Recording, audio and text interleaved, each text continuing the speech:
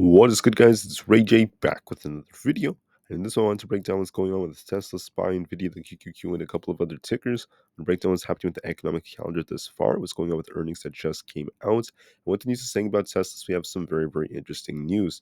But before I break into the most information, before I get into any more details, let me just mention a couple of things. I am firstly not a financial planner, so take nothing I say as financial advice. And also, if you guys can, please check out the Wibble link, which is down below and in the description. If you sign up for Webull and deposit $500 into the account, you're guaranteed 20 free stocks.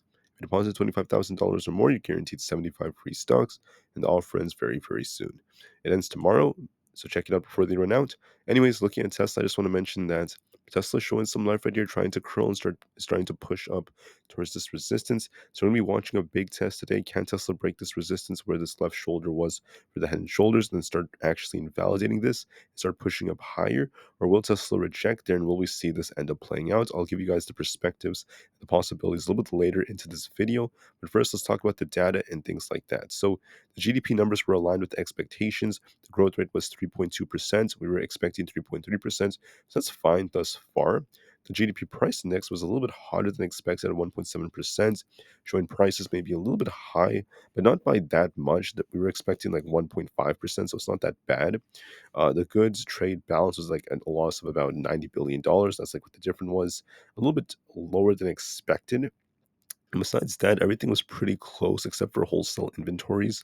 We did see those decline just a little bit. Everything else was quite decent. So later on for today, we have some minor data coming out. We have the 17-week bill auction coming out at 11:30 a.m. And then from 12 to 12:45 p.m. Eastern Standard Time, we have a bunch of Fed speakers coming out. We have Bostic, Collins, and Williams from the Fed giving some speeches. So we'll see what they cause. But just know that we have some minor data and then a bunch of Fed speakers to conclude the trading day, as most of the significance data is essentially out thus far. For earnings, we had Novavax and just a couple of others, very minor ones for today. But later on, we have Marathon, Snow, Salesforce, and AMC, and a bunch of others. So we'll see how that goes.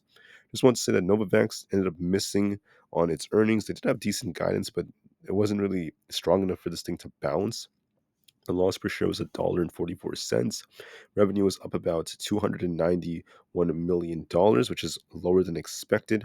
So miss on EPS and revenue, but for the full year 2024 revenue, they're saying it's going to come in between $800 million and $1.1 billion. The forecast reflects an expected $500 million to $600 million, so it's a little bit better than expected. So we'll see how it goes for them. Others are expecting about 969 million, so very, very mixed expectations. But nonetheless, it wasn't really enough to help this thing bounce because this is actually dropping still amidst the miss in earnings. When it comes to other things, we're getting mixed results with the S&P 500 and Nasdaq trying to push, with the Dow coming down and the IWM pushing. Very, very mixed results from many indices and ETFs out there. Warner Bros. Has halted talks with Paramount about a potential acquisition. That's making some headlines. There's also news that came out yesterday about Apple winding down on the EV development and focusing more on generative AI. So that's good news for them, and this opens more possibilities for them to partner with other companies instead. OpenAI asked a judge to throw out parts of a lawsuit filed last year by the New York Times that accused ChatGPT of copyright infringement. That's worth noting. So that's what's happening with OpenAI. And finally, Norwegian Cruise Line Holdings had its first profitable year since 2019, and they reported their fourth quarter earnings. That's very, very important. The shares were up 20%, and they're showing a lot of growth. They also had a good adjusted profit of about $635 million for the full year guidance, which is not bad. So pretty good from Norwegian Cruise Line. Great to see nice moves like that. For Tesla, I'm seeing some headlines coming out that Tesla rival BYD is not planning to come to the US, which gives Tesla more room to dominate here for a longer period of time. And then there's also this news right here that Tesla aims to ship roadsters very, very soon by next year, according to Elon Musk. So that's some big news if this ends up being correct. If the roadster truly comes next year, it's going to be very bullish for Tesla. And I can't wait to see its capabilities and stuff like that. So with that being said, I want to break down what Tesla's doing. We're barely holding 200 right now, so we'll have to see what Tesla does here. Remember, there are two possibilities. So the first one is it's possible that Tesla is developing a cup and handle right over here. This could be like our little cup, like this, and then this could be our handle like this if Tesla could get this bounce. So we have this resistance right here, this 201.7 area, like around that range. Do we break this? If we do break 202.5, we could see an attempt to break this resistance and start pushing way higher to higher levels like 212 or so. If we are bullish, if Tesla gets that break today, by the close, if we could try to break 202.5, there's going to be life and potential for Tesla to bounce. But if Tesla is weak, okay, if Tesla is weak, don't forget we have this resistance right here on the left side. We have this head. And then if we end up projecting right here, if we fail to get above 202.5, come just short of it, and we end up losing 198 by tomorrow or later on, unfortunately, Tesla could be coming back down. Not going to be the best of signs. So we'll have to see what Tesla does. Right now, it's showing some love is attempting to hold 200. It might try to push a little higher. I do expect 201 to be tested, just under 202. But we'll have to see if we reject or not. I do think Tesla's trying to push a little bit right here. So we'll see how Tesla does. We'll see if Tesla can get this push, and we'll watch it very, very carefully. It might try to push a little higher than just trade sideways for some time. But watch and see if we get that rejection or not. If this is a head and shoulders, be careful. If not, it is what it is. So we'll see how Tesla does. This is going to be a very big test. There is going to be a bounce attempt right here. You can see it's attempting to bounce, it's attempting to push up. So let's hope Tesla tries to get that breakout. It's all up to today. With the GDP numbers that came out, the market has been trying to push just a little bit. So we'll see if we could get that nice move. SPY looks to me like it's going to try to push up to fill this gap and actually push a little bit more. But I want to break down something else about SPY. So on SPY, I want you guys to notice that this thing never got a true clean break below 505 so far. So far, it hit 505, has been trying to base. So we'll have to see how well it ends up holding over here. If we hold above 505 for the rest of today, it has potential to try to bounce, fill this imbalance at 506.7 and reach 507. I do have some technicals that show it may attempt to bounce, but it's going to be very slow, very choppy first, and maybe slowly try to push. But if we turn bearish, we want to invalidate our potential bounce signals. We have to see this thing lose 505. If that's the case, 503 is coming next. So we'll have to see what it does. Do we bounce off 505 and push back up to 506.7 and then 507? Or do we reject and lose 505 and then start sinking? As of right now, it's holding above 505 quite nicely. It's showing some potential here to try to rebound. So we'll see if we could get a push when we open. I do favor that somewhat more, but just to be safe, I want to wait and see how well we could end up holding our support. On top of this, we also have the triple Q. The QQQ is opening very low right now. It's barely at 435. And we're going to be watching to see if we can hold 435 or not. If we fail to hold it, there could be a bigger drop coming for the QQQ. If we bounce right here, we're going to be looking for this gap fill all the way up to 437. So watch to see if we can try to break 436 and bounce. It's like 436.25. If we break that, then we could fill the gap and push into the 437.5 area. If we fail and we end up rejecting, we fail to hold 435, then we're going to be sinking all the way down to 434, then potentially even come down to fill this gap to the lower levels. So we're just going to watch and see if we can get a bounce or not, or if we reject. Right now, it's still indecisive. It's been going back and forth and back and forth. Watch if we could break resistance at 436.25 to push to fill our gap, or if we end up getting a rug pull and we lose 435 and start sinking to lower levels. As of right now, it's in the middle, so we'll just have to wait and see. It's still very indecisive. Nvidia is very similar, but I want to note that Nvidia is looking a little bit weak.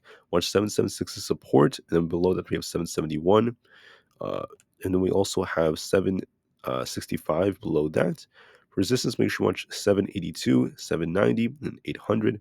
We're kind of stuck right now. We do have this unfilled gap up here. If it establishes a higher low right here and starts pushing higher, it could push.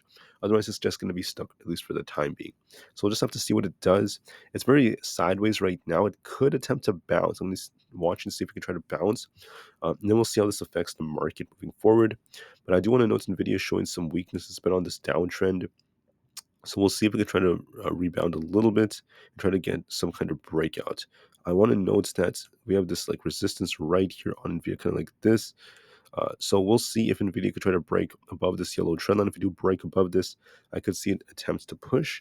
I do expect it to test it, so it might try to bounce a little bit, but we'll have to see what it does from here. Uh, just be patient, expect a little bounce on NVIDIA, and then we'll see if it rejects or not. And then finally, we have Apple stock.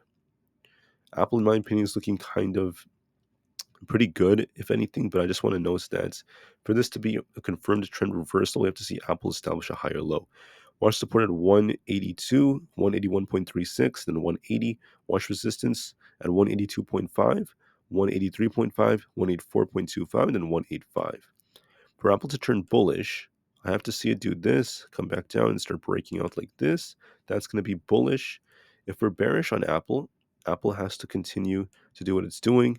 Apple has to push like this, come back here, maybe reject and make its way back down. And that's like the more bearish case if you reject off the yellow trend line. So that's going to be our next resistance. See how Apple does here. I think it's going to try to push a little higher, but we'll have to see if it could break out or not. It has some tight resistance. We'll see if Apple could break it. Otherwise, it's just going to be stuck for the time being. So please be very careful with Apple. We'll see if we can get one more push and if it rejects or not. I think it's going to try to push when we open, get close to 183, and then it might reject and come back down, or it might try to break this. We'll just have to see. So that being said, that's what I'm seeing for a lot of stocks out there. Some of them have a potential to bounce. A lot of them are very indecisive. So be patient and we'll see how it goes.